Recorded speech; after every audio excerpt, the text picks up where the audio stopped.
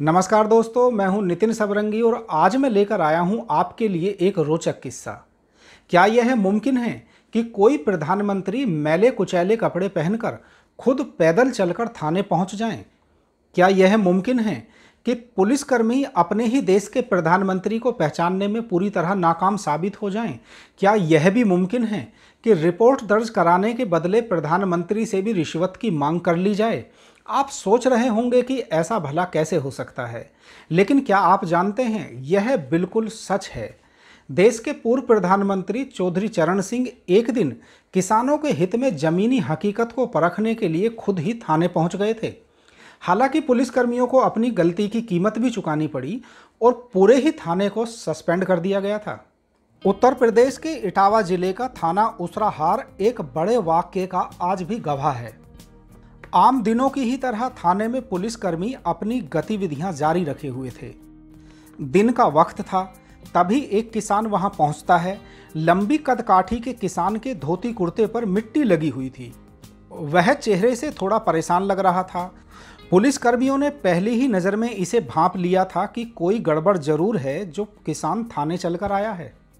पुलिसकर्मियों ने किसान से थाने आने का कारण पूछा तो उसने बताया कि उसके बैल चोरी हुए हैं, वह रिपोर्ट लिखाने आया है। पुलिस ने किसान से आड़े तिरछे सवाल पूछकर बिना रिपोर्ट लिखे ही उसे चलता कर दिया। परेशान किसान वापस चल दिया। वह थाने की दहलीज के पार पहुंचा, तभी एक सिपाही पीछे से आया और बोला कि बाबा रिपोर्ट लिखानी है तो थोड़ा खर्चा पानी देना पड़ेगा। किसान ने हामी भर दी। 35 रुपये के बदले रिपोर्ट लिखना तय हो गया तो किसान फिर थाने पहुंच गया। इस बार तो थाने के मुंशी ने पूरी जिम्मेदारी से फटाफट रिपोर्ट तैयार कर दी। मुंशी ने रिपोर्ट लिखी दफ्ती हस्ताक्षर करने के लिए किसान की तरफ बढ़ा दी। किसान ने अंगूठे वाला नीला पैड लिया और अपनी जेब से एक मोहर निकालकर कागज पर लगा दी। इस मोहर पर लिखा था प्राइम मिनिस्टर ऑफ इंडिया। यह देखकर वहां मौजूद सभी पुलिसकर्मियों के होश ही उड़ गए। उन्होंने सोचा भी नहीं था कि साधारण सा दिखने वाला किसान देश का प्रधानमंत्री होगा। साल 1979 में तत्कालीन प्रधानमंत्री चौधरी चरण सिंह ने किसानों के साथ थाने में आने वाली परेशानी को खुद ही जानने के लिए यह अनोखा कदम उठाया था। अपने काफिले को उन्होंने दूर छोड़ दिया था और रास्ते से कपड़ों पर मिट्टी लगाकर थाने पहुंच गए थे।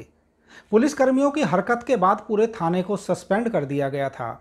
हालांकि इस वाकये के बाद देश के सभी थानों में किसानों की समस्याओं को प्राथमिकता के आधार पर सुना जाने लगा था। वास्तव में हमारे देश को ऐसे नेताओं और अधिकारियों की सख्त ज़रूरत है जो आम जनता की परेशानियों को कुछ इसी अंदाज में परख सकें। मैं आपसे फिर मिलूंगा किसी नए किस्से कहानी के साथ।